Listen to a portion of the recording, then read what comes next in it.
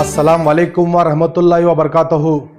तमाम आलम इस्लाम को और बरादरान वतन को ईद उल फित्र की पुरखुलूस मुबारकबाद देता हूँ।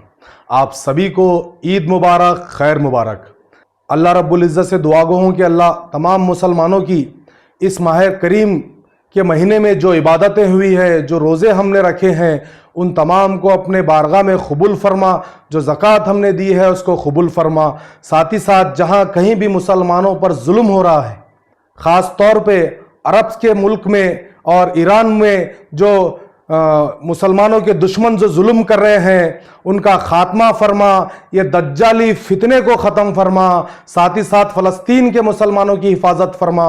तमाम मुसलमान बहनों की, माओं की, जो उनके ऊपर जो पर्दा जो वो करते हैं, हिजाब जो करते हैं, उसको जो निशाना बनाया जा रहा है, उसको तो अपने हिफ्स व अमान में रख। हमारे बहनों की, हमारे माओं की इज्जतों की हिफाजत फरमा। या अल्लाह, जो भी टूटी फूटी इबादतें हमसे इस महीने में हुई हैं, उनको तो कबूल फरमा। और जो गुनाह हमसे हुए हैं, तो रहीम है मौला, तो करीम है, हमारे तमाम गुनाहों को माफ़ फरमा। तमाम भाइयों में भाईचारगा रख, मोहब्बत को आम कर। जो मेरे मुल्क में जो इंतशार फैला रहे हैं, जो मुट्ठी भर लोग मेरे मुल्क का माहौल ख़राब कर रहे हैं, या अल्लाह, तो अपने मदद से उनके दिलों में मोहब्बत डाल दे। उनके जो नफ़रतें जो फैलाने वाले हैं, उनके नफ़रतों को उनके दिल से निकाल दे। और नबी करीम सल्लल्लाहु अलैहि वसल्लम की शान में जो गुस्ताखी कर रहे हैं, या अल्लाह, वो कितनी भी गुस्ताखी कर लें, एक बाल बराबर भी वो फ़र्क नहीं कर सकते। उनके दिलों में भी रहम डाल। आप सल्लल्लाहु अलैहि वसल्लम के जो सुन्नतों पे जो चलते हैं, जो उनके तौर तरीके थे, उसको आम करने की हमें तौफीक नसीब फरमा।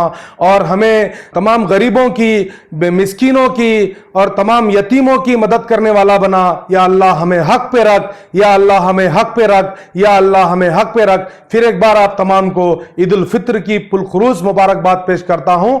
जज़ाकल्लाह खैर।